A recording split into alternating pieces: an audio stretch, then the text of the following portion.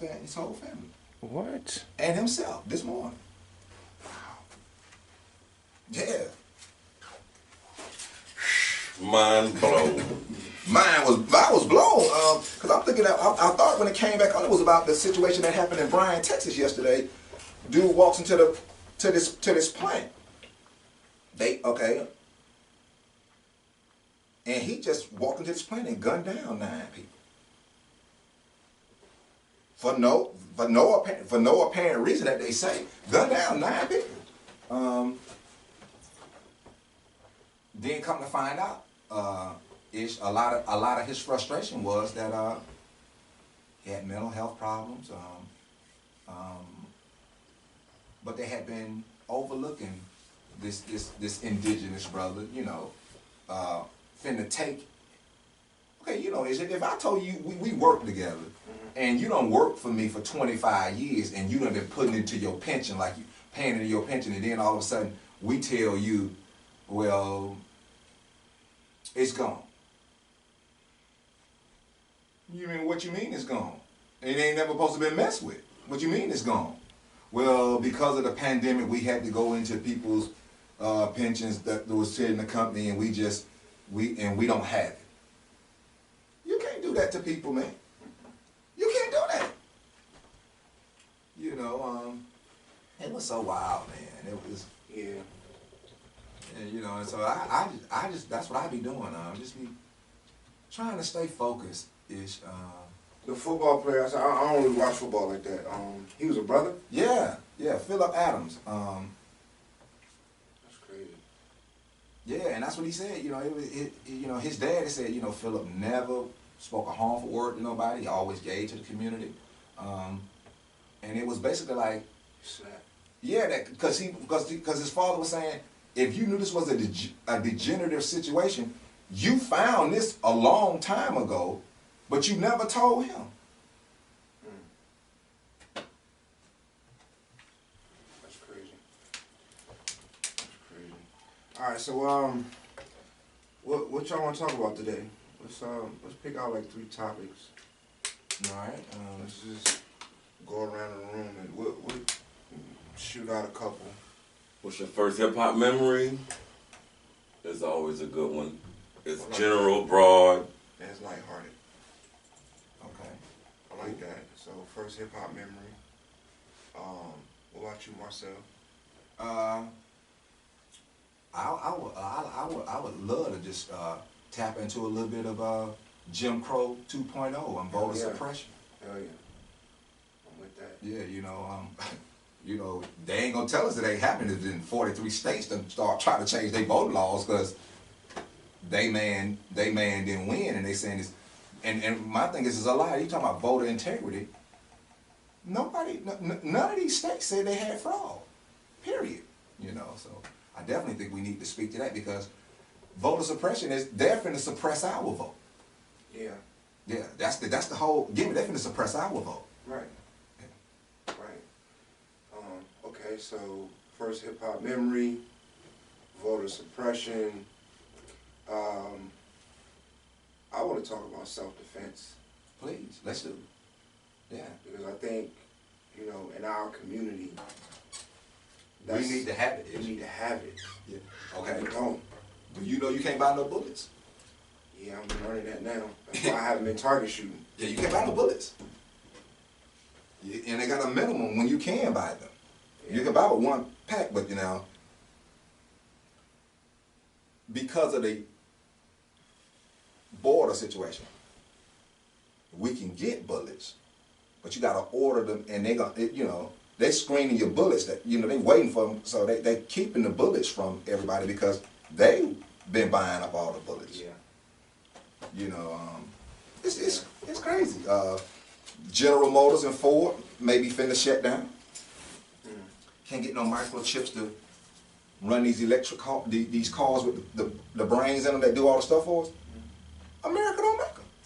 But you listen to this madman who says we shouldn't have global connections anymore. We gonna close our borders to the world. We gonna go into a war with it ain't the second largest economy, it's the #1 economy in the world. We're gonna go into a war with China And you know you getting all these products from them.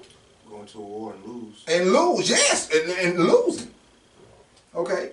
Nobody's speaking to the fact is that Russia, the United States, Great Britain, the European continent blew up the port of Lebanon because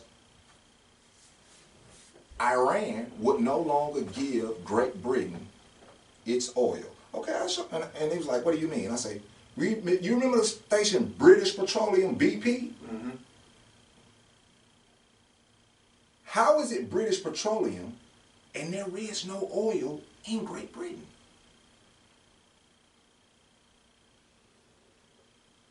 How? They were taking Iran, okay, with these sanctions. And when Obama lifted the sanctions against Iran, Great Britain or the continent of Europe owed Iran over $400 billion for the years they had been taking the oil taking the oil in this suppression, taking the oil from them, owed them over $400 billion.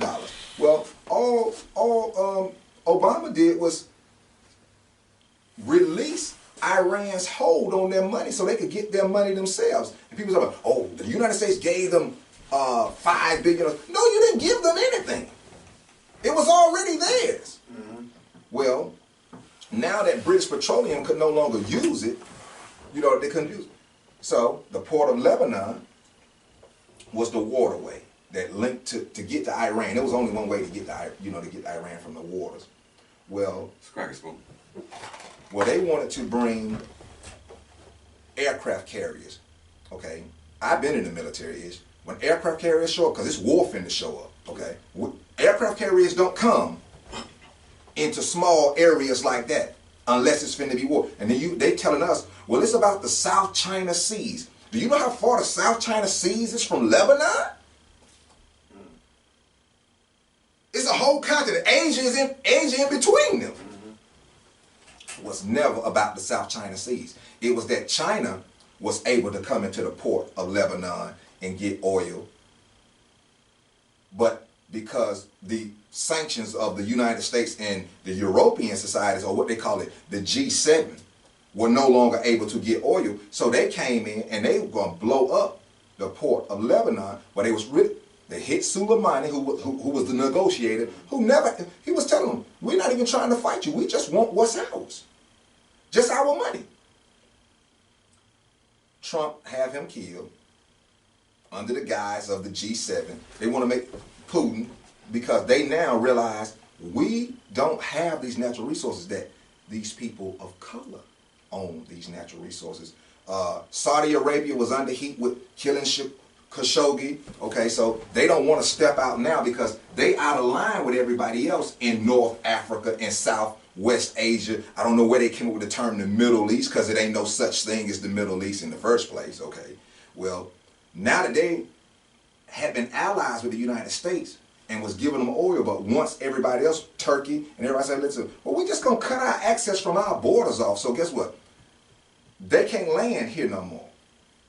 If they're going to come to Saudi, let them land in Saudi Arabia. You ain't using our roads anymore.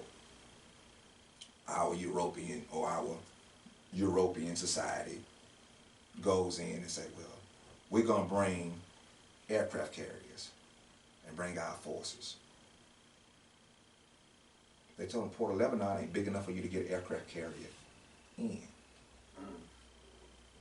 Not as many of y'all is trying to come in. So they tell this greatest lie, and this just blew me away. They were storing enough explosives in a warehouse at the port that it knocked down buildings from a 5-mile radius away. No, it ain't but certain type of bombs that do that. TNT don't do that. Dynamite don't do that. No. Okay. Munitions and shit. Right, and that's what they dropped on the port of Lebanon. And the problem was the way it failed. The port locked itself inland, but it didn't destroy the Iranian pipelines that run to Egypt. So now they wanted to go through Egypt, and the Egyptians was like, Iran has cut everybody off right now. All y'all cut off. That's where we are right now, based off of the Trumpians and the Trumpians and the Europeans guys of how they were trying to deal with people of color throughout the world. That basically we just gonna we gonna keep strong on. We've been strong arming them for years. So now we just gonna strong arm everything, even though we done destroyed everything because Africa closed their borders. Well, I bet you can go in Africa from America right now if you don't look like us. You can go to South Africa. You ain't going to no country where people of color, where Negroes, Africans are in control. No English. What's his name? President Ramaphosa asked all Europeans, hey, listen, the land that you came over here and took, it was never yours. The laws you wrote to get the land, he tore them up right on TV. Said the whole thing. He said, the people who actually own this land is theirs. Y'all got 30 days to either give it back, settle with us. He said, and you can fly home if you want to. But if you stay here, you won't own the land, okay? And boom. He said the same thing that B.O.W did in Zimbabwe. Right. Took the land. Yeah. Took the land back. Say, you ain't gonna be here anymore. Well, now, what they looked at is, well, and they was like, well, we'll just call the United States. He was like, call the United States. Where you gonna land? Ramaphosa didn't understand. He had already talked to every other head of the state of nations, presidents, prime ministers, all the nations. There will be no more military bases built in Africa from other countries. There will be no more landing in countries from Europe and Africa. We don't want your money. Gaddafi had already put something in place for us called the United Countries of Africa, where we have the resources. We got all the diamonds, the gold, and the oil. That is our backing. We have them. We don't need gold, oil, right, rubber, tobacco, whatever you can think of. Right, you know. So right back. yeah, it was. Marcel, can you record yourself? Yeah. Set up a video just for you. Mm-hmm. I'm gonna take the videos. Okay. You know how I do. Yeah. Put them all together and make them like, I got that one running, mine on me. All right. You got yours on you. You want just regular camera video? Yeah, just regular camera Okay, video. cool. All right, because I'm running Facebook Live, but I'll come out of that and just record. All right, but a live might be a good session to get people to hear what we're saying, and then. Well, it's already there. They're hearing us. Okay, cool. And, So also, we need to talk about imagery of black males in the world today. let me let my brother know. All right. What up, Mo? Hey, what's happening? Cool. Let me call you back. I'm getting ready to do a radio show, babe, bro. Cool. You talk about imagery of black males. Yes, sir. in the Okay, no media. doubt. No doubt. I like love you that. too. Always. I They want to won't let normal people like us make the news and talk. No. Nah. Oh no. That's why we got to do this. That's why this is important. This is important, man. Like I've been trying to circle back around to this right here, but it's like if we don't, because in a minute, like this is going to be media. This is going to be like I mean, it's already Really the media. The media. You know what I mean? But in a minute, it's like that's going to be it. Like if you can't plug in and listen to a podcast or something like that, you're not gonna get the information. You know what I mean? Right. You're not gonna get the information at all. As you see, they already locking us out with national news. Okay, Yeah. they don't accept you with national news, man. Exactly. So this is important. This is important for us, the people, for the city, for whatever. You know what I mean? My legacy, because I didn't come along and do all the things I've done outside and inside of hip hop. No, with hip hop as my badge. Come on. So I'm the representation for everything that I've done since hip hop came into my life. I'm it. Because I did stand up comedy, I do spoken word poetry. You on this? Yeah, I'm on. All right. Check 1 2. Check 1 2. Yo. I can't hear myself. Oh, I can hear myself now. Buddy, you can hear you? Yeah, Yes, I can hear sir. you. 1 2 1 2. Check 1 2. Hi, my name is Butter. Our gorgeous Butter. The evolution of showing. All right, so Marcel, I'll let you lead the conversations. I mean, like lead into. Moderate. Well, yeah, you can do it either You want way. me to do it? Yeah, That's fine. Yeah, that's cool. I'll do it if you want me to, but you can do it as well. I just want to. Well, you're running the technical, and we Yeah. kind of want Right. you to just concentrate on All the that. audio, Yeah. you recording all the audio, right? Yeah, So I get the audio, I get the videos. We're gonna make something happen. Yeah. What do you want me to specifically do? Or Well, right now let's just rap. okay. You know what I'm saying? Let's just go ahead and start it up and just rap, and then after it's over, we can figure out who does what. Because you into podcast production, so Yeah, you might need to be trying to come help me over here, bud. And that's exactly what we need to do. Yeah, seriously. Well, from this day on, this is what it is, and it's growing. Yeah, this is the way, man, for us to really do what we doing and jump it off, man. man, I want to jump off with You said what happened? Which one happened this morning? Phillip Adams, man. Look up Phillip Adams. You're gonna see he a pro ball player. Okay, look him up on my phone so record. I'm gonna look it up before we start. I'll do it. And then you said there was a mass shooting too. Yeah, yeah. This was today. The mass shooting was yesterday in Bryan, Texas. Right. I'm talking about. I was just flabbergasted, man. Like, was it a brother or I think this was another. this was another a brother or another? Another. I think it was another. That did this one. I'm gonna pull it. This was crazy, man. Bryan, Texas, dude.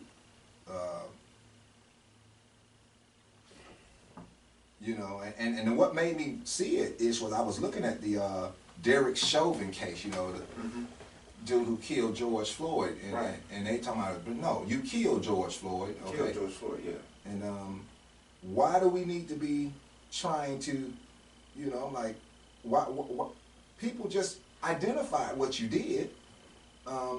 You got professionals saying, hey, listen, there is no way in the world with your years of training you should have continued to do that. No. That you was never even supposed to put him down in the prone position. No.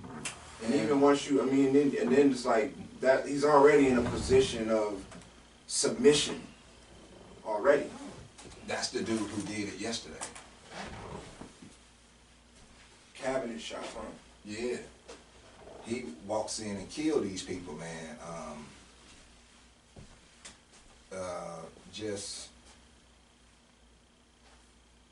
And these are the people he was killing, though.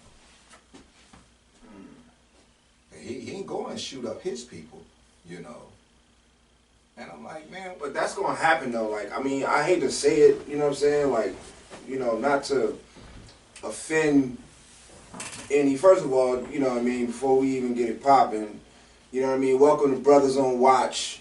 We back again. Bow down. It's been a minute. You know what I'm saying? But we back on Brothers on Watch. Look out for more episodes. We doing this on a regular basis. We back.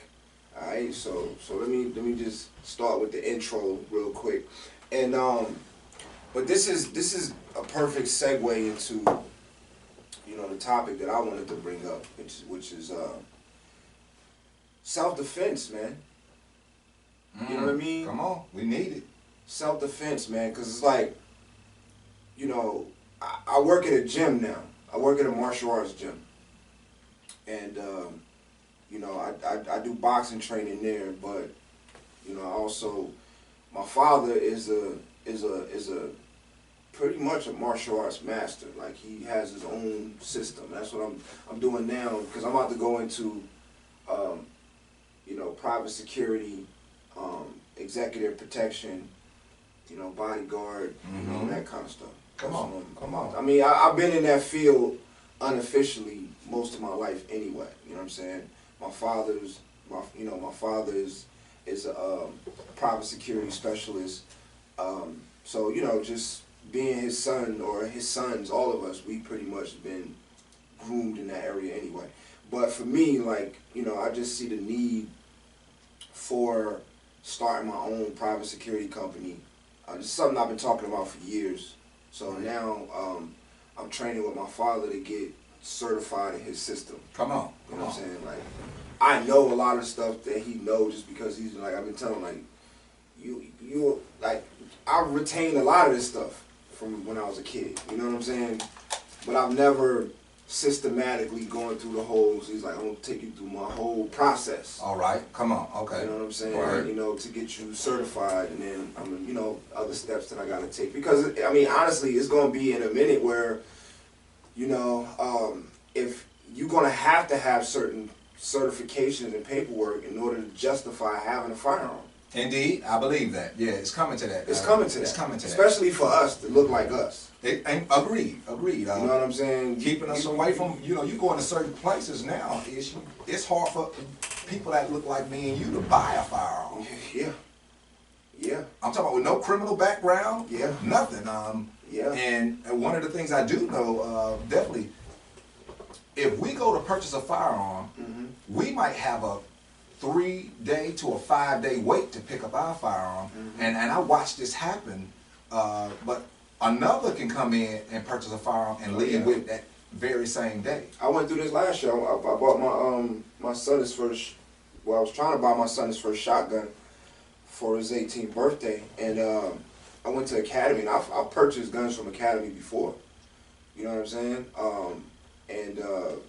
Man, I went through the process, and I mean, I got a record, but I don't have no felonies on my record. You know what I'm saying? Like, I got a little nonsense or whatever, a little traffic stuff, but, you know, by the grace of God, you know, I've escaped all of my criminal endeavors without a felony on my record. That's Indeed. Indeed. You know what I'm saying? Thank you, God. Thank you, God. Right. You know what I'm saying? Because, I mean, I've done a lot of crap now, but I was fortunate to get out of that without no felony convictions and stuff like that or whatever. So I don't have no felony on my record. And I went to buy a shotgun from Academy, and they forget a 5-day wait. Like, I waited and waited and waited and waited and waited and waited and waited and waited and waited and waited. And I just had to finally just the same gun that I was gonna get from them, I bought from somebody else. You know what I'm saying? Because it was getting close to my son's birthday, so I'm like, all right. So what you're saying, that it wouldn't serve you? Yes. Nah. Yeah. Nah. Nope. Yeah. No, nah, we can't because of this. No, I mean, I kept calling, like, oh, we still haven't gotten it back. It kept saying that, like, we still haven't, because, you know, they got to go send it through the federal database and all that other stuff. And, yeah, you know what I'm saying? I couldn't understand why, because it's like, I don't have anything on my record. I don't have no type of, you know, violent crimes or nothing. There's nothing on my record that would, you know, prohibit you from having a firearm at all. And I bought firearms legally. Like, I bought them legally plenty of times from Academy. From Academy. You know what I wonder? I wonder since COVID, how many people have actually bought guns like us, and how many people who aren't like us have bought guns and the numbers. So I'm thinking that we should do a little research on that, because I didn't start purchasing until like 2 years ago. Right. Okay. But I think as an American and as a veteran myself, you better be prepared. You better be prepared. And on top of that, you know what I'm saying, like, me personally, like I said, going back to, you know, just the martial arts side of things, and just like, I'm in a boxing gym. Well, I'm in a martial arts gym. All right. We do boxing, Muay Thai, kickboxing, you know what I'm saying, and Brazilian Jiu-Jitsu over there. X3 Sports on Millage Avenue. Come check us out. And we are disproportionately misrepresented. Come on. You know what I'm saying? We're disproportionately misrepresented. Even like, I got a kids boxing class, and they got kids classes and stuff like that. And, you know, like, we're the last to the table. But, you know what I mean? It's That's like, by design. Of course, it is. It's by design. It is by design in one aspect, but in another, it's by design from the sense that our minds have been poisoned. Come on, talk with me now. That's the design. Not necessarily we're going to keep us out of the gyms. We've been convinced. This is my assessment. This is my opinion. Come on. We've been convinced that all we have to do is just show up. And that's not it. Yeah, right. You got to do more. Like there's Be a lot prepared. of us that feel like we can fight just because we're black. And that ain't the case. That's not the case. And it's more than just fighting. It's way more than just fighting. But even, I mean, fighting is just, that's like, you know, the seed. Like, you know, you can fight. You can actually They think fight. the savage in us should be able to tear each other Not even apart. necessarily the savage, because we don't even have the savage. But that's what they call us. That's what they say we are. They say we are. We are. But we're not. Right. Like out of every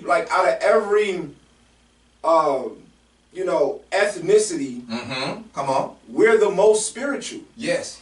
This is how they got us in slavery. Right. We're the most spiritual. But we've always been the most spiritual. We've because always- that's what I'm saying. we were here first. That's what I'm saying. We're the most spiritual. We're the most Connected to the earth. I'm into you know, personalities of ethnicities. Come on. Talk with I've me. always been into that. I've always been into, you know, everybody's the same. Everybody's not the same. Not at all. Not at all. Every particular ethnicity has a certain identity. You know what I'm saying? True. It's just a fact. It's true. You can study history, you can study psychology, you can study all of that. We're not all the same. You know what I'm saying? We're the same in the sense like we're all God's children, we're all human beings, but we all have different characteristics. And agreed. Yes, we do. And us as black folks, we're more spiritual, sometimes to our detriment. Right, we're spiritual. Yes. But we're more spiritual. So that whole savage thing, we're not even savage people. But that's just what they call people That's who what they weren't call it. like them and people Right. who followed their own religious beliefs. Right. So I'm saying like, so to say like the savage in us is going to automatic. I mean that's what people want to call it and say, but we don't even have that. But it's like it's not. It's more of the swagger, the gangster, the attitude. Yeah, the persona. The persona. We think that because, you know, we grew up in the hood, or we have a certain mentality, or we listen to aggressive music and we emulate aggressive artists or whatever, that when it comes down to it, when it's time to go, we're gonna be ready to go. And that's just not the case. That's right. And because like for me, like I'm a weapons guy. Come on. I love weapons, all kind of weapons. You know what I'm saying? Come on. I purchase them, I train with them. Like I got knives, spears, swords. I train with all of them. Everything I got, I train with it. Come on. I'm a weapons guy. And when I be posting stuff and be like, I bought a gladius not too long ago. The Roman gladius. Yeah. I work out with it. I got the gladius and the buckler, like a tactical gladius, tactical buckler, like not no, you know, novelty type Yeah, shit. right. You know what I'm Not saying? for decoration. It's Not for it's decoration. not a decoration Now I post piece. like, bullets run out. Yeah.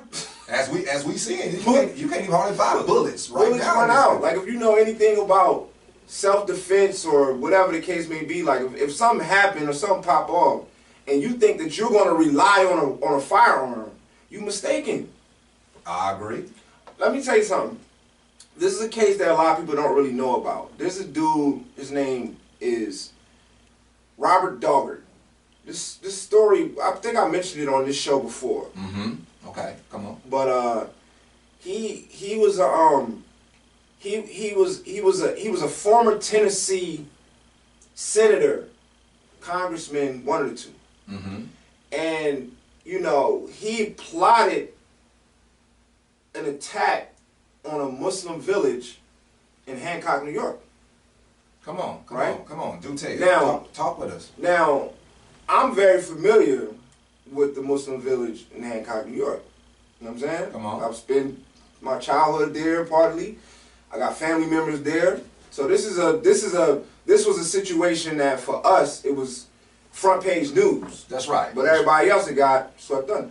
Well, he got locked up because, for me, they gave him a slap on the wrist. This story wasn't big enough, and he was not considered what he really was, which was a terrorist. Come on, Wow. talk with Right? me. Come on, tell it. They got FBI wiretaps. That's how they got him. FBI wiretaps of him talking and them actually planning it. And, you know, like, we got a school up there. You got kids. It's not like this whole thing is crazy because for a minute it was like, oh, these terrorist cells and these terrorist camps. that talk is going silent now. Come You know on. what I'm saying? Because like that doesn't exist. What you have is what you have is Muslim families who decide like, look, we're gonna get out of Brooklyn, we're gonna get out of East New York, we're gonna get out of these places, and we're gonna buy this land, collectively buy this land where we can live in peace. Come on. Where we can educate our own kids. Like this stuff that okay, now, you know, homeschool is a thing now. But when I've been talking about homeschool for the last 20 years. talk with me. Come on. I've been talking about all of my children are homeschooled. But it's not just like me. This is a personal thing that I did. This is what we collectively decided. Look, we got land in Commerce.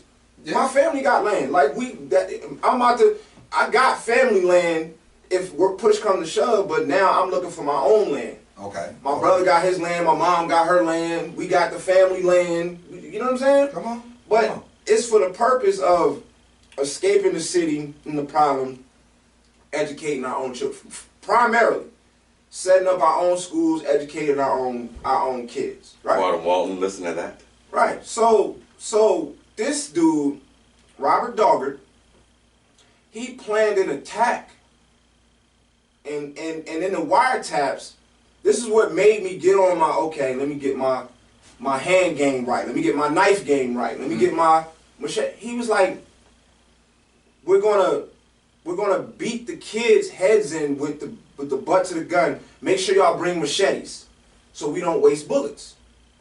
So they had planned to come up there And slaughter. Women, because that's mostly what's up there is women and children.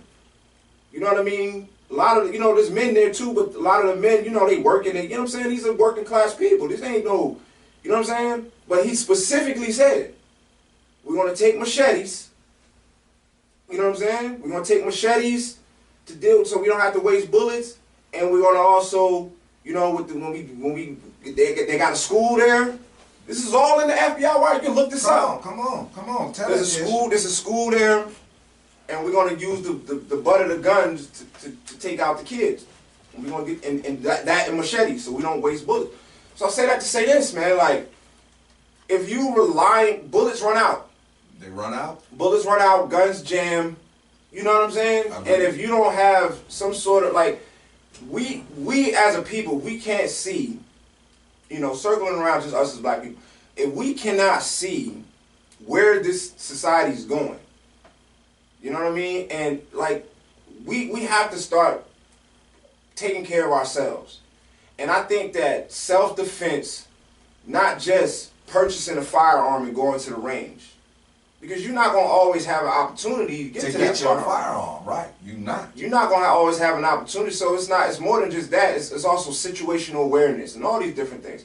But, like I've been saying since the Ahmaud Arbery situation. Come on. What did it come down to? What did it come down to? Self-defense? Right. Self-defense. That man's life came down to his ability to handle himself barehanded. Yeah. You know what I'm saying? Yeah. And these are things that we don't put enough emphasis on.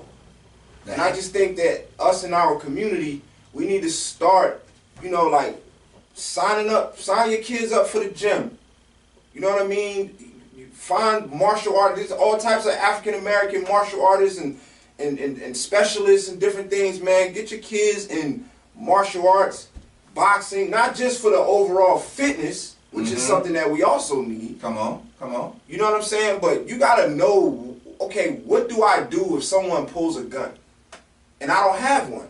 There's an answer to that question. Yeah, it is. You know what I'm saying? And it ain't just being tough, talking tough, acting tough. There's an answer to that question. What happens if some da-da-da-da-da? How do I spot the warning signs? How am I paying attention? You know what I'm saying? How's my situational awareness? What's going on around me? Come on. These are things that we need to start being more serious about. And I see it firsthand because, like I said, I work at a gym. And I don't see many of us there.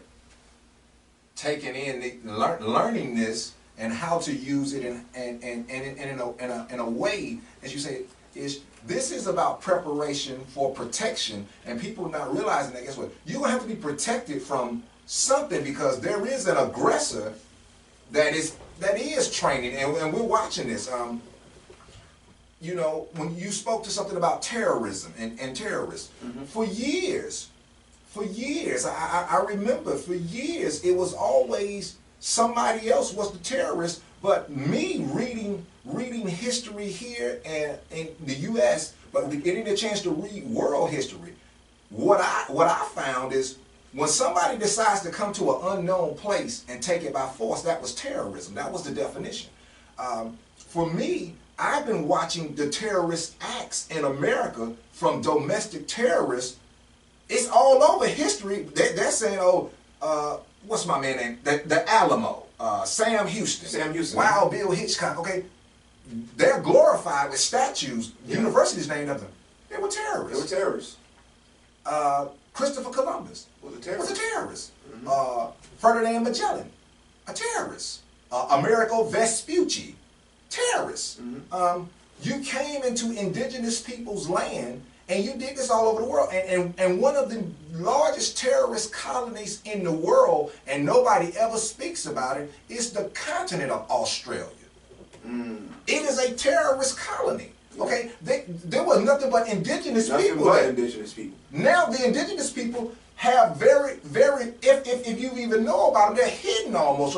People think they're hidden because Australia grew up so big. No, they hid to save their lives. In a terrorist state. In a terrorist state. And they're still being terrorized to this day. Even to this day, you know. So I started looking at it where they would blame Islamic brothers and sisters as terrorists. Okay, I'll show you something that systematically points this out to us here in America, but most Americans won't watch it because they think it's okay. We think about northern cities or Midwestern cities. I'm out of the Midwest by way of Georgia, okay, but I'm out of the Midwest, Detroit, Chicago, that's my area. Let's look at what happened every time there is a police or law enforcement community that targets a set of people based off of claiming that they just want their independence. I look at, they killed Brother Fred Hampton about feeding his own people. Educationally, physical food for breakfast programs, lunch programs. The idea of saying, I'm going to start my own school and educate my own people. What I couldn't understand is, why did the police take up arms against this guy that we got to close them down or we got to shut them down because they want to protect themselves? And you ask yourself, who are we protecting ourselves from? 90% of the time, we're protecting ourselves from the people who say they are here to protect and serve. And my question is, who are you protecting? Because if we got to protect ourselves from you, we must be a target. Right. Who are you serving? You're not serving our greater good. You're serving the greater good of people who don't want us to what? Pull ourselves away from this system that is racially charged, institutionally motivated to suppress and oppress other people. Okay, I look at the United States, don't get me wrong, we were born here, but guess what? This nation was born out of destroying the indigenous people that were here already. Yeah. And then we have this so I love where Ish takes us about being able to have self-defense. Okay, if you can't defend yourself, who else can you defend? Nobody. You can't defend yourself, you can't defend your your family, your loved ones, your wife, your children. You become a liability. Right. We go from being assets to liabilities. And in their mind, because of the racially charged diaspora of slavery, we turned into commodities or properties. Most people never want to talk about this, but the most expensive thing that you could buy in this country at a time was a slave, and it was being sold for $10. $10.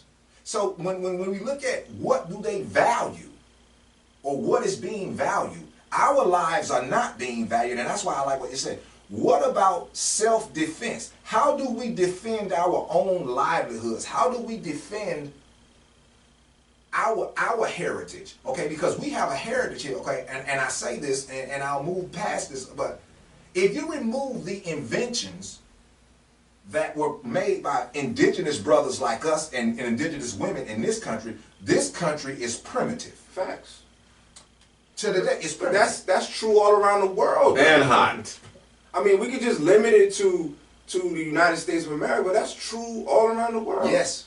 That's true all around the world. If you take the contribution, you know what I'm saying, of African people away from the world. Mm-hmm. You know what I'm saying? Like it's a much more primitive place. Primitive. And especially in the United States, like, man, I mean, I remember I got a encyclopedia of African Americans at my crib. Book's about that big. It's huge. Mm-hmm. And like I be going through it all the time, just reading about it. It's like it's so much we are responsible for.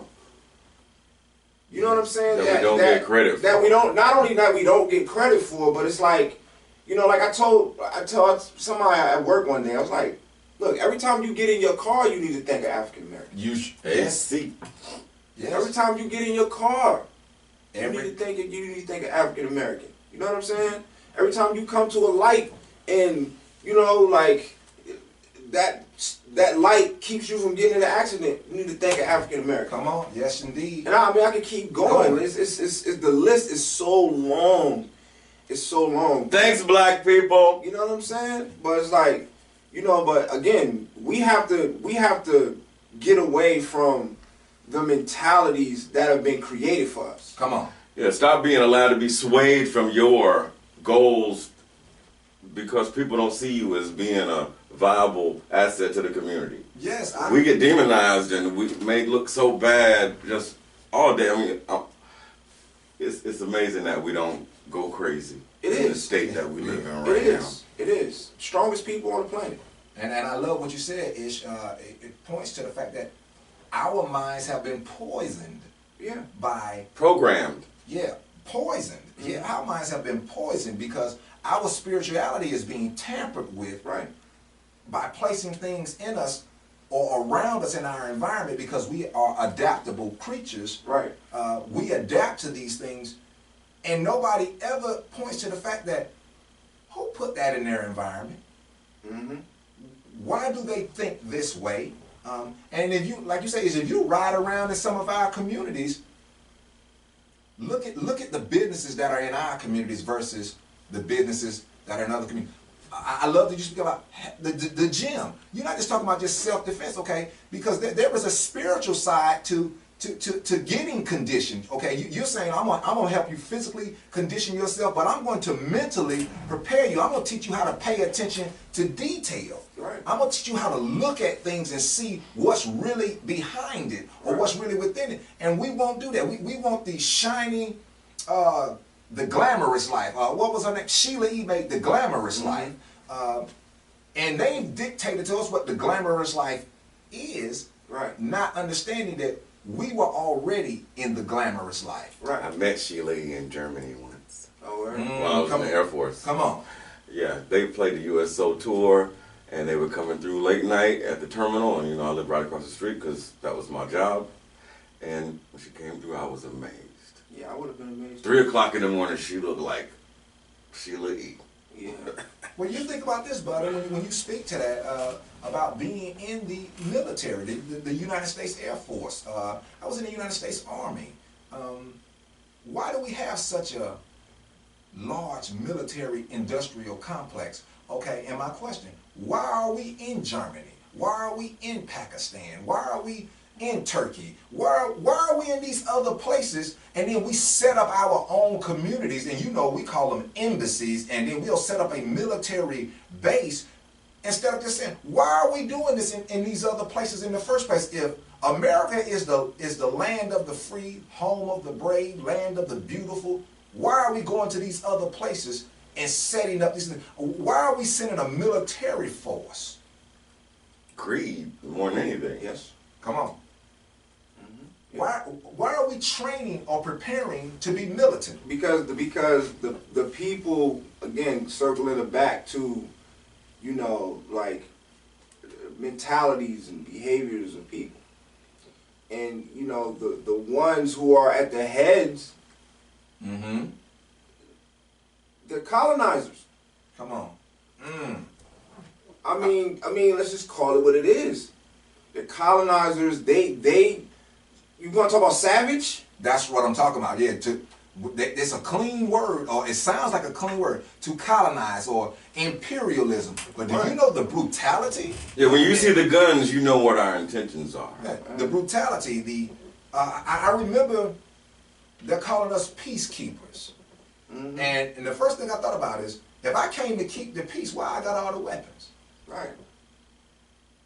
And it's a nice word. You hear the word imperialism, and like you say, we were just to keep it real. What is imperialism, colonization? What are you really coming to do? Exactly. And that's why, like, I take certain exceptions to certain things that we've been programmed to do and say. Like, for instance, I don't disrespect anyone. I've never served in the military. But I never served in the military because most of the men on my father's side, including my dad, were in the military. And my pops, what he did with us was he gave us military training since we were kids. Like, all of it. But he always told us, don't go into the military. That's right. You know what I'm saying? I don't feel the same way. Totally from... And that's great. I want the other side of this. I really do. This is my side. I want the other side of this. Because I didn't expect to go into the military. I went to college first. Right. But my thing is, here's my thing. Like I said, so I have respect for anyone who would strap on a weapon, go into another country. If you're in the military, I salute you and I respect you. You know? But this whole thing,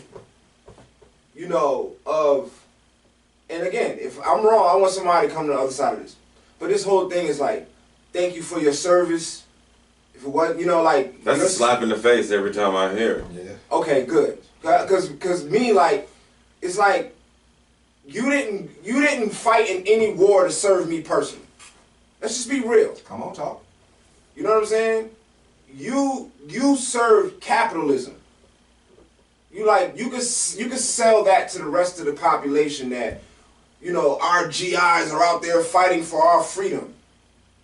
How? When us as black folks, we don't even have, we still don't have it. Right, we ain't free. No, most of you guys are just fighting for a job. They're fighting for a job. You out there, let's keep it a buck. Like I said, I respect people who get in the ring, put the gloves on, get in the ring, or you the can die that octagon. day. You know what I mean? I respect people to strap up the shoulder pads, go out on the field, the gridiron.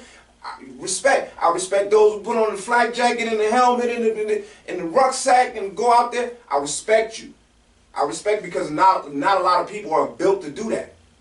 But I'm not about to, you know what I mean? Like, because of you, I'm free.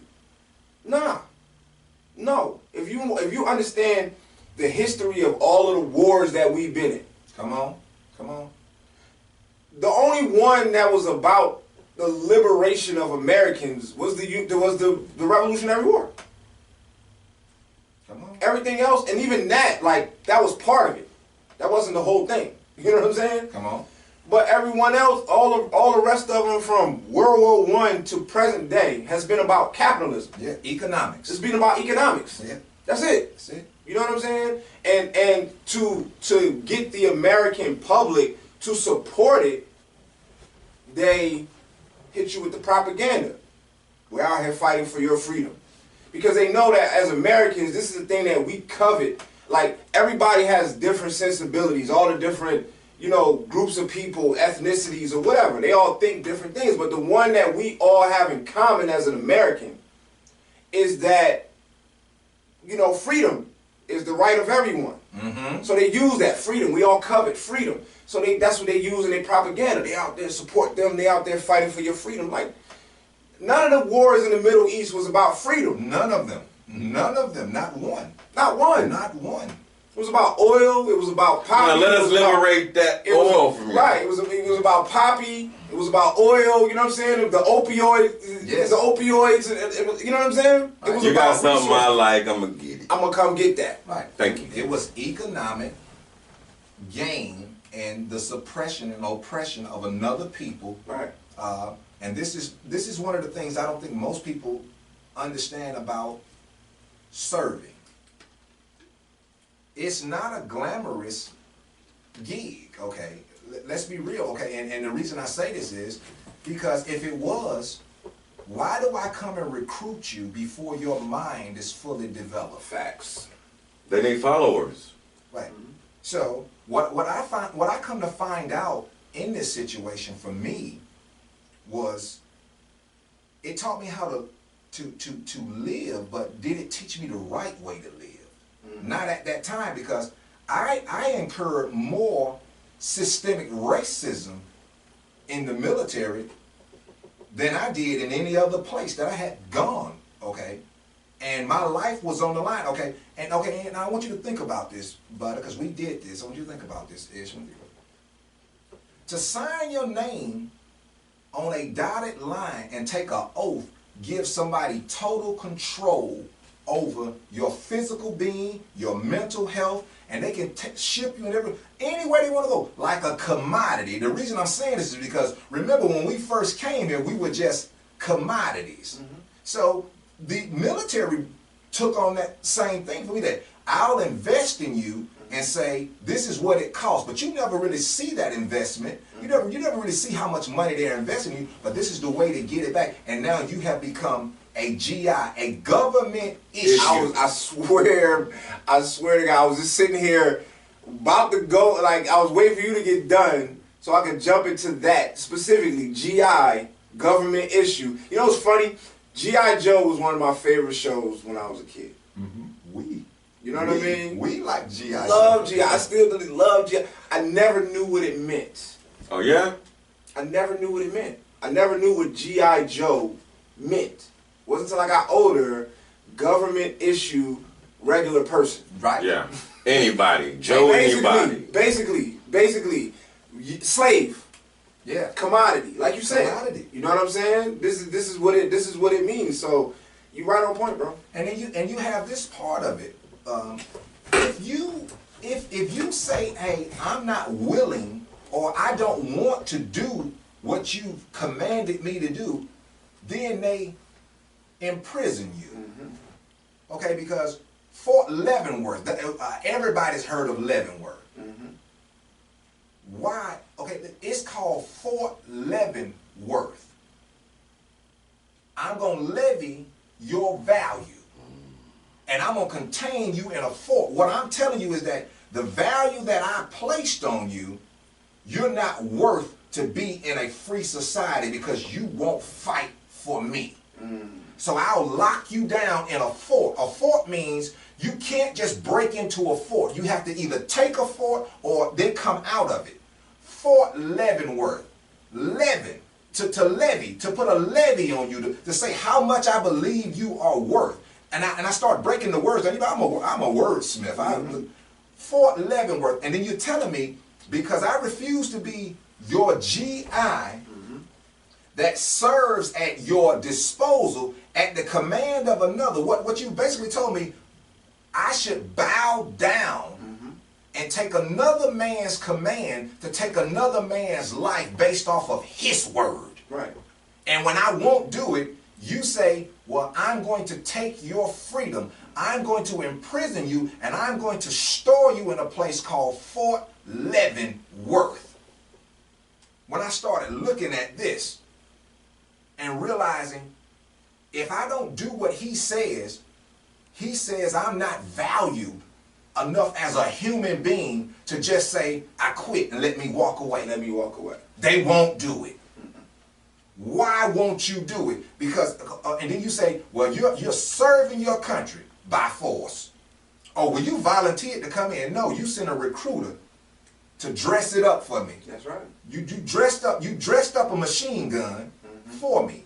You dressed up a tank for me. You dressed up a fighter plane for me and said it was beautiful and then gave me these qualifications. And if I meet these requirements, but if I refuse to follow your commands after I meet these requirements, then you imprison me. Or you enslave me. You seen the you seen the there was somebody that shared it and I commented on it.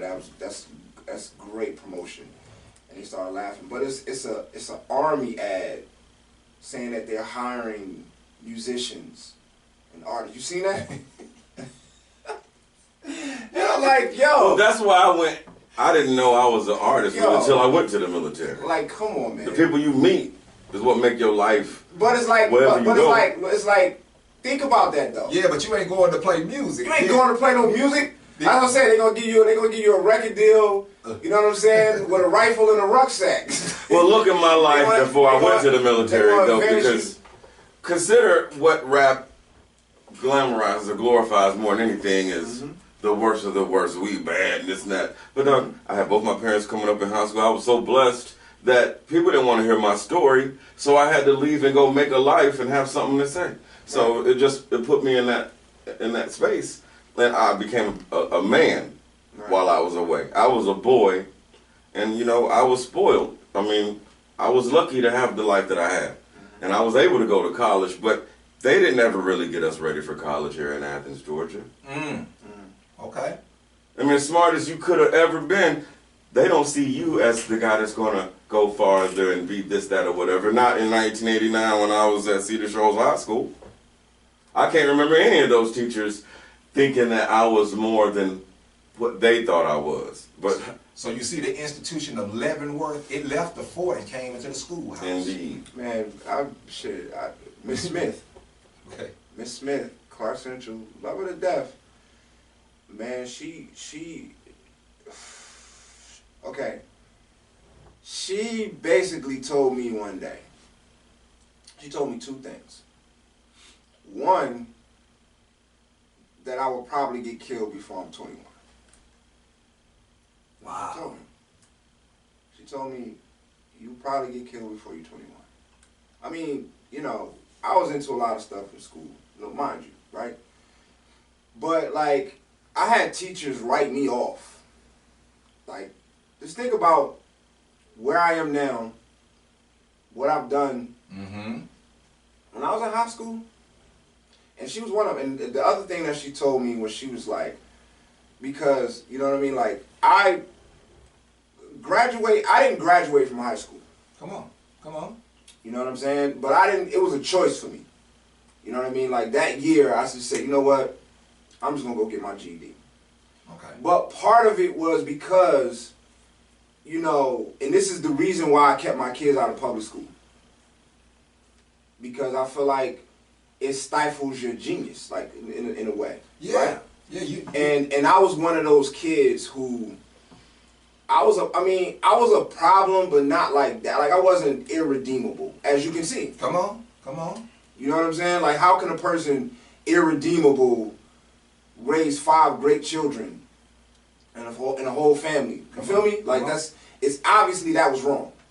But this was the attitude that they had towards me in school. Like, I was irredeemable. You know what I'm saying? And Miss Smith told me my last day of high school. This is one of the things that, because I wasn't going to graduate with my class, but I could have went to summer school And graduated.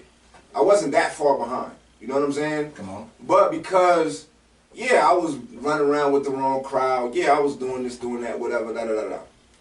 But, again, not irredeemable. But all my homeboys was graduating. I wasn't going to walk with them. So, I, factored in everything and just made a decision. But one of the things that helped me make my decision was the last day of school that I actually attended at Clark Central. It was the last day of what should have been my senior season, my senior year. Okay. And Miss Smith called me into her office, and it was 2 police officers standing there. And she said, all of these police officers are going to escort you to all your classes.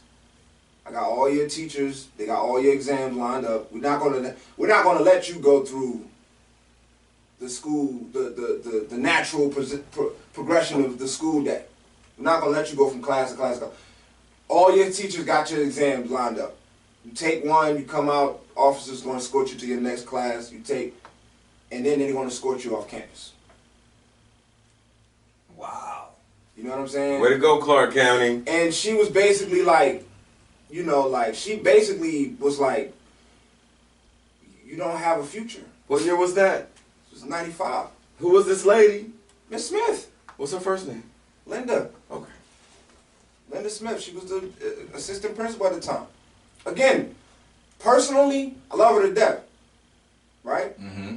You know, and what's crazy is after I had my first daughter, I got married, had my first daughter a year later. She saw me in you know, with my family. And she's like, oh my God, your daughter's so cute. But you were so bad. But your daughter's so cute. But you were so, like, she was just bugged out. What does that have to do with anything? She was bugged out. Like, you know what I'm saying? Like, almost like you survived. You know what I'm saying? But it's like, I think back to those days, like, I wasn't no super gangster. Like, I wasn't, you know what I mean? They just didn't try. I got in a lot of fights.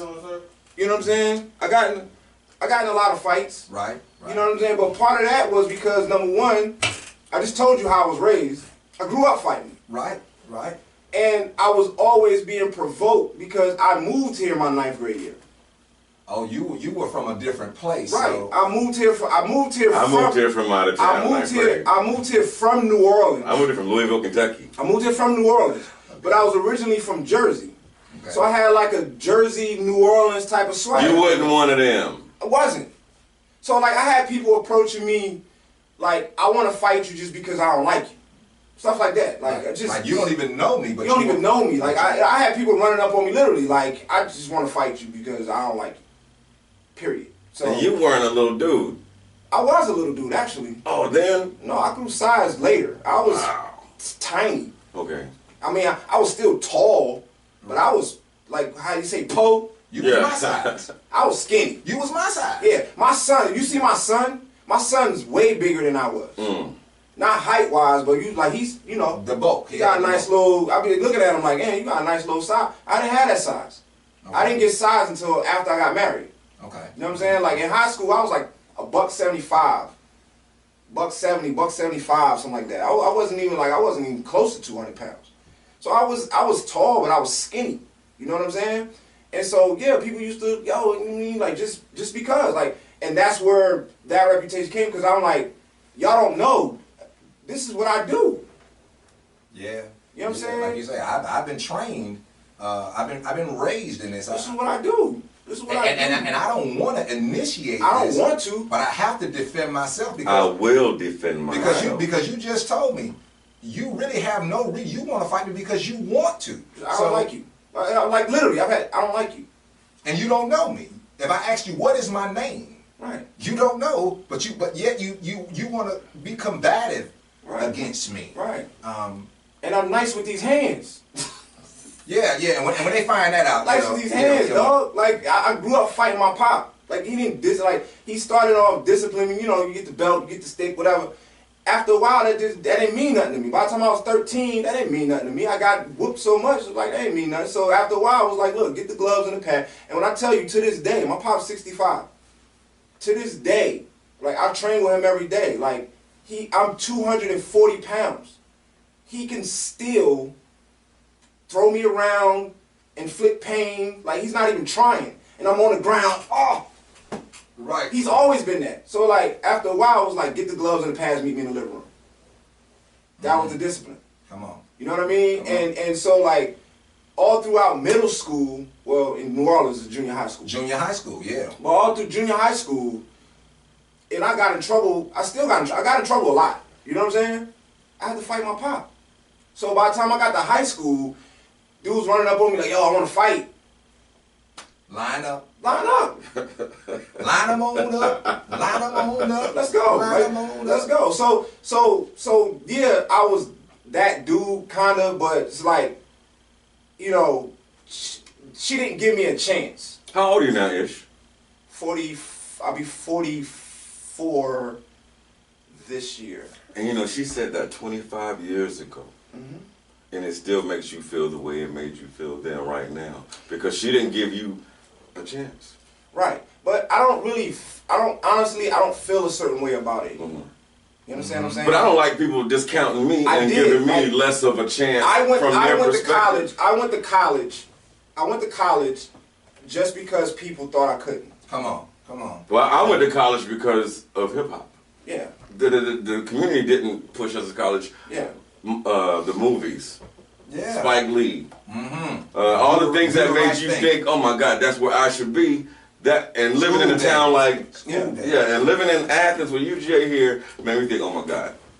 Yeah. Learning and being around those types, Come on. that was the place. But you know what? It's all a game to get you in debt. So Yeah, Yeah, it really is. That's what I found out once I got into college. Like all this for that. all this for that. And you know, I'm glad you spoke to that about the $40,000 debt. about the debt and what it does. Okay, and this is one of the things that I'm looking at in this situation with this country, based off of capitalism. That you recruit us, you refine us, you designate us, or you design us to go into institutions that will cause a certain part of the population to become indebted, while others you give scholarships where you pay for them to be ahead and you push others back through guaranteed loans or different things. And my question is to this, right? And this is one of the things I don't think anybody should be paying student loans. No, Okay, I don't think so either. I'm really against that. I think this country, because we were commodities or are commodities in that sense, we are. Your birth certificate is part of the U.S. Stock Exchange. I don't think we should pay anything to better ourselves in this system, because this is a system that was created by destroying people. And how do you uplift somebody if, okay, what I'm saying, but if I give you a scholarship, if I give you a scholarship to tell you to go to school, you can leave school to go to a profession if you came on an athletic scholarship, and you can always return back to that school and still never have to pay if you turn professional. But somebody who is trying to go and get a profession, who doesn't receive a scholarship, is indebted. And my question is, and my answer and my result is this, that when you receive the degree, they don't give you a profession that you can pay off of the amount of money. No. Okay, they've set it up where it'll take you at least 20 years to pay the money back, and they put it in interest. I don't think, as an indigenous person, I don't think we owe these university systems or the federal government department, I don't think we owe them a dime. Nothing. I don't think we owe them a dime at all, because most of them are established off of land grant institutions that our people worked on and didn't receive a dime. I think you owe us the fact to be able to become educated, to work in your system, and I won't even say you're educating us, okay? I don't even say you're educating us. What I look at is that you're systematically learning how to capitalize, I'm going to use the word again, capitalize on our natural, physical, human commodity. So you can say, I'll always be able to get something out of this group of people, whether they want to give it to me or not. Right. I don't think we should be giving a dime back for student aid. I don't think we should be giving a dime back for student loans. Okay, my thing is, here it is, you offer us, and I'm with Ish on this public education, okay? But now watch this. The public education says, you don't teach me what I want to learn. You teach me a curriculum that's designed to point me where you want me to go. Right. And if you show any sort of inability to, have the aptitude to go in that direction, then we pushing you in the other direction, which is prison. Right. We go from education to incarceration. Facts. It's a two. They tell you, well, and it's all under the states. Okay, this is what trips me out. State. It's a one state, but you got two different paths that you design for us to take, and you base it off of our aptitude of the perception of the people that say we fit this design. Okay, I look at this. School, great opportunity if that's what I want to do. But because I don't want to do that doesn't mean I don't understand the concept. I'm looking at Ish. Ish a great wordsmith. He got a vocabulary better than cats who done graduated from colleges. I'm talking about with master's degrees in language arts. Your vocabulary is not even close. Okay? He speaks multiple languages. He taught himself. Okay? You know butter in college. What did they tell us on the syllabus? Well, you're going to basically have to teach yourself. you're going to learn this. I'm going to come in and give you some instruction, but you have to go do the research for yourself. So what is school? Is school really what they're defining it as, or is school a marker or a target? Because we do know is from working in the system, me working by the 4th grade, if your reading level is not where they deem it should be, they automatically start scaling you toward the incarceration side of it. Okay, this is why it used to be education, vocation, or incarceration. They say, okay, so we're going to move vocation out the way. We're going to get vocation out the way completely. Right, because they can use their hands. If they can see it, they can build it. They can learn it. They can teach themselves. So guess what? We're going to get rid of vocation because vocation keeps too many of them from ever going into the incarcerated side of it. Okay, and now watch this.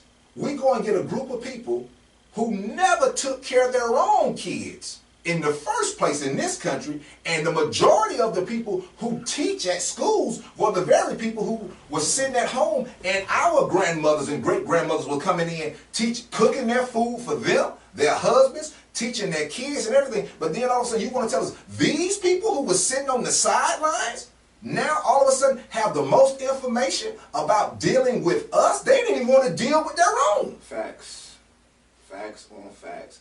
You know, it's crazy. Like you had mentioned, you know, just working in the system. You know, you already know I worked in the system. Yeah. And this goes back to education, right? I was a social worker overall for about 7 years, working for 2 companies: Impact Counseling and Social Empowerment. And you know, that got taxing. For the same reason you was telling me about, you know, why you left your profession. Yes. Like, once you realize that, I realized that this is not about helping kids. Right, it was not. This is about perpetuating the rules of the system. You know what I'm saying? Like, medicate them. Like, the end of the road came for me when there was a kid that was being over medicated. Come on, all right, yeah. And his mother was concerned. So I turned his mother on to Dr. Umar at the time. And basically I was telling her, look, there's ways to manage his behavior without medication. Change his diet. Just running it down. Right. And I was like, look, I'm going to put you on Dr. Umar. He's a school psychologist, multiple PhD. Listen to him. You know what I'm saying? And I left it there. Man, I received so much backlash and I didn't even tell her flat out, your kid don't need that medication. Right. I was just, look, you might want to look into some alternative, because she was complaining about how the medicine made her son into basically a zombie. Yeah, like side effects, yeah. When he's on it, he's basically a zombie. Like he's just out of it. You know what I'm saying? And I mean, I got so much flack. And then they started going into the, you know, addressing the LGBT thing with the kids and everything. So it's like, I knew the writing was on the wall for me. Like, okay, I'm not going to be doing this for too much longer. Because and the last straw was they tried to get me, I fought to get this kid. They was trying to commit this 12-year-old kid who was, honestly, he had been through some traumatic situations. They separated his family. They sent his brothers one home. They sent him to another home, away from his mom. All of them had just moved to Georgia from Baltimore or Maryland or something like that. So mom didn't have no family here. You know, she's trying to get stuff together. Because she didn't get it together fast enough, they took the kids, right? So this boy, like a sweet little kid, 12 years old, only thing that he wanted, he had dreams and nightmares. His dream was to be reunited with his family. To live in the same house as his brothers and his mom. His nightmare was that they were going to take him away and put him in a hospital. And when they finally made a decision, I sat down with the DFACs and all the, they finally made a decision they was going to commit this kid. And I fought hard. Because it was like, the main thing was like, oh, we're going to commit him because he has history of mental illness. His father was committed. I did my own research. I talked to his father. I talked to his father's grandmother, who was a caretaker. I talked to doctors and stuff, like, you know what I'm saying? Like, and what they was saying was not true. He had went to a mental health facility one time. One time. Because he was dealing with his own trauma. His parents were either killed or something like that, I can't remember. But, you know, his grandmother took him in, but he was dealing with his own trauma. So he went one time, and they turned that into... So I went to them with all of the evidence. And they still wanted to commit this case. And then they asked me to drive them down to Savannah. So then they was like, oh yeah, we still want to commit them. Oh yeah, by the way, we need you to drive them down to the facility in Savannah. No, I'm not. I ain't doing that. And he's already suffering from a traumatic experience of separation. Facts. Okay, separation is a traumatic experience, and because you refuse to spend the dollars to help him get in with this trauma, you want to commit him. Okay, listen to this. Oh wow, I'm so glad you're speaking of this. I'm going to commit you to the state. My question and my problem I used to have with it as well is, what make you think people that don't even know this young man is going to love him better than the people that he's already longing to have love from? And I'm like, here it is. You spent less than 6 hours, if you look at a court proceedings with this young person, and you're going to make a decision that impacts the rest of his life. His physical whereabouts, but also his mental makeup. And then you say, well, I'm gonna make sure you get these types of counselors. Well, if you can give me those counselors in that center, why couldn't you just allow the person who I've already built a relationship and a rapport, who is saying, I got all this evidence to show you that, listen, there are some traumatic situations going on. There has been no counseling. There has been nothing cognitive done to help this young person from this system, and your only idea and your best thing is that we got a bed for you in another place where we're going to separate you even farther, but we're going to take you out of the community where you are and place you here, and then we want you to respond positively here with a group of people that don't even know you. And the most of them will say, hey, listen, I'm just here to do my job. Just think about when somebody break it down to you and say, hey, bud, you know, I know that's a real personal situation for you, but I just got a job to do. Yeah. And that's what it was more times than anything. But I say that circling the background to the whole education thing, right? And you can ask Shannon Fry.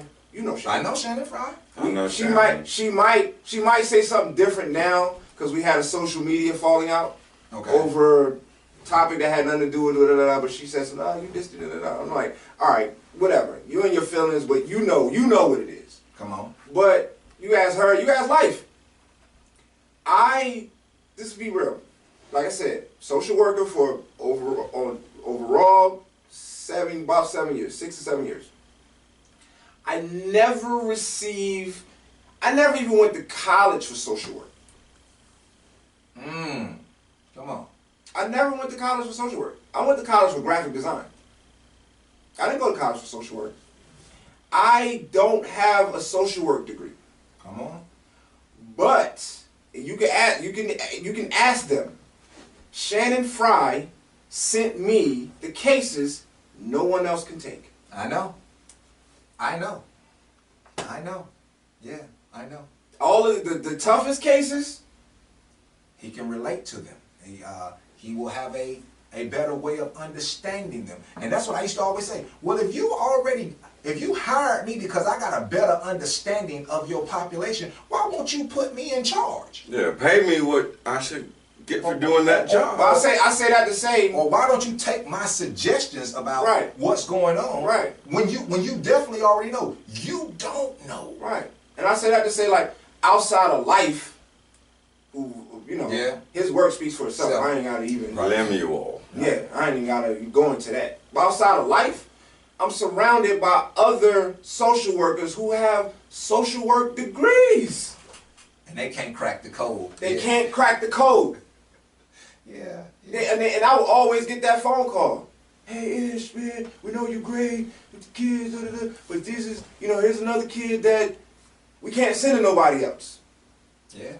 Yeah. You know what I'm saying? So I'm not only was I taking cases, I'm taking the worst cases that they have. The ones that nobody else, that they already deemed nobody else in here Right. with the credentials can even deal with. And doing the work. Come on. Not just that, I'm doing the work. I mean, I could, it's such a blessing years later to see some of these kids, they got kids, they're in college, and they, Ish, yo, like, you don't understand What you did for me. Yeah. You know what I mean? Yeah. And I didn't go to college for social work. Yeah, I still get it, Ish. I'm with you because I didn't go to school for criminal justice. I didn't go to school for social work. I went to school for mass communications. See? Okay. Concentration in public relations. Then I went back to school for education. And 98% of the cases that they gave me, Ish will tell you, 98% of them that they gave me were the cases that they seen nobody else wanted to deal with, or they had already written them off as they're not gonna make it. Yep. Yeah. And 98% of them, I successfully completed them and got those kids and those families working together so they wouldn't be separated. That was one of the things I think even the prosecutor's office, even to this day, if you go back, most of the prosecutors didn't like me because I would not go along with their recommendations because I knew the cage was wrong. Okay, I had already worked in the YDC as a teacher. I seen what was going on. Okay, we're grouping kids up and calling them Alpha, Bravo, Charlie, and Delta. Okay, we're taking them away from terms that they actually understand. We're using a Greek alphabet. Okay, and this is what I said. I said, so why do we have such of a Roman or Greek philosophy of that's running this country, and we claim we're not that. We're using all of these things. Okay, the numbers are written in Greek. We're using e pluribus unum. Okay, most people didn't even know what it meant, but they claim it. Oh, you don't even know what it means. It means all of us were supposed to be coming together, but we weren't. We were separating these young people, and okay, separation. Again, I'm gonna speak to this issue for what you talk about. If I take you away from your mother for 90 days and put you around a group of people that I deemed you did this, you did something bad, so I'm going to put you here. But I'm going to take you away for 90 days. It don't take but 21 days to break a habit. But if I separate you from your folks for 90 days, do you know what I can do to you in 90 days? I can institutionalize. Okay, I ain't got to do it to you but twice. If I take you from 90 days one time and then take you a total of 183 days, that's equivalent to 6 months. If I lock you down for 6 months in the institution, guess what? You're halfway there to being institutionalized. If I don't have some strong person coming in to try to tell you, hey, I'm trying to take you back to your community. I'm trying to improve you. We weren't teaching kids how to come back to their community. You think about it. If somebody tells you, I'm going to keep the light on in your room when you leave because I know you'll be back in 2 weeks. What have I told you? What I must have did to you in 90 days must have set you up that what? You will make another mistake. Yep. And you'll be right back. Think about how bold I have to be in the system to tell you, guess what? You'll be back. But my job is supposed to rehabilitate you so you never come back. People weren't rehabilitating youth. That's why we have the largest youth prison population. We have the largest prison population in the world because rehabilitation does not mean what we deem it to mean. Rehab means to repeat. We should have a habilitation system, but not a rehabilitation system. Because what are you rehabilitating me from? You know, I heard that 1 out of every 4 people that's in prison in the world is in prison in the United States. Yes. Yeah, the United States have more people in prison than every other country combined. Yeah. You had every country combined. You know, it's a cool Netflix show to watch. It's a show called Toughest Prisons. Mm-hmm. Yeah, Okay. I've seen You that. seen that? Yeah. Mm-hmm. It's pretty dope. And he just this is dude. He did 12 years in the UK for a murder he didn't commit, and then he just went to different countries and going to different prisons. You just see different. He spent a week. He spent a week in there, and whatever. And it's like I don't think I watched the whole series. I think I watched most of it, but I don't think he did any of them in the United States prison. No. Did he? I don't think so. I don't No, think not so yet. either. No. But like, if you've been inside and you see like all of these other places and these prisons or whatever the case may be, like there's certain prisons that I remember he went to one joint and you go inside. I think it was in one of the Latin countries. Mm-hmm. I can't remember which one. You actually, like, you could get a job, you could start a business. It was a dude who got locked up for drug trafficking, and he opened a store, like a restaurant in prison. Mm-hmm. You know what I Okay. mean? Okay. And from the bread, like, he would bring his wife in to work there, whatever. Visitation days, he'd make most of his money. He was serving takeout, like you could order food to your cell. You know what I mean? He made enough money to buy 2 houses in prison. Habilitation. See, that's habilitation. You know what I'm saying? So he's like, when I get out, I already, you know what I'm saying? I know what I'm doing. Right, I'm straight. You know what I'm saying? Yes. But most of the other prisons around the world, they like one of the real dope ones was I think in Norway or something like that, where they have like, it's pretty much like a hotel. You know what I'm saying? Okay. Like you walk around freely. They got rooms with refrigerator. You got a stove in there. You can bring your family to chill. You know what I mean? It's like they do like a whole bunch of counseling, group counseling and stuff like that. And it's like preparing you for when you get out to be more of a productive member of society. But because the prison industrial complex here in the United States are really just reimagined plantations. Now you got it. You know what I'm saying? Prison was born out of the Slave Convict Act or the Convict Slave Law. Yeah. To basically what it's just saying, to slaves who have been given their freedom. They just plantations. We're gonna put you back on the planet. That's why we got this thing, the chain gang. Mm-hmm. Okay, why are they farming? Why are they working for the prison? They're working for the state for free. Mm-hmm. That's slave labor. So when I look at this, and then this is the thing, we're so bold, we call ourselves the land of the free. Mm-hmm. And we got more people in prison than any other place. Okay, and this is the thing. We say, well, other countries are doing this to their children. We imprison children. Mm-hmm. We commit children, okay? We actually go in and take children from their parents. Mm-hmm. And we say, well, we're doing this because you didn't do enough for them. What did I didn't do? They're living, they're breathing, they're not being abused. But you're saying, well, they got problems because the people, and this is why I look at education the way I do with it. It's usually somebody from a school who says, now watch this. You a mandated reporter. You know what mandate means, don't you? Meaning whether you want to or not. You have to. You a mandated reporter, and if you don't report this, then we'll charge you. There's another part of the system that so you can say, well, kid came and told me, hey, he thinks something strange was happening, or he had a real bad dream, and that's why he freaked out. Well, you got to tell everything. My thing is, why am I mandated? Why is there a mandate that you forcing me as a man to say, I'm going to tell this, and when this person don't want it told? Okay. And then you say, well, if I find out you knew about it and you didn't tell, now I'm going to charge you and imprison you. Yep.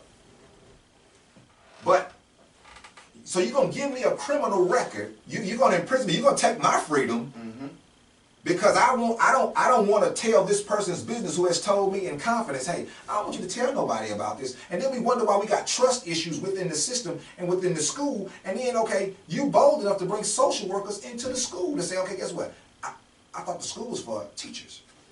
I want to teach you, but now we need social workers here to what? Guide you to this other side if things go wrong. We're going to pipeline. If you get too many discipline referrals, we're going to send you here. Well, it's been proven. We've had certain teachers for decades who only wrote up a certain population of referrals to make sure you would have a bad stint in the educational system where you would be marked by other community or civil, I like to say, civil social action groups deemed law enforcement to track you down.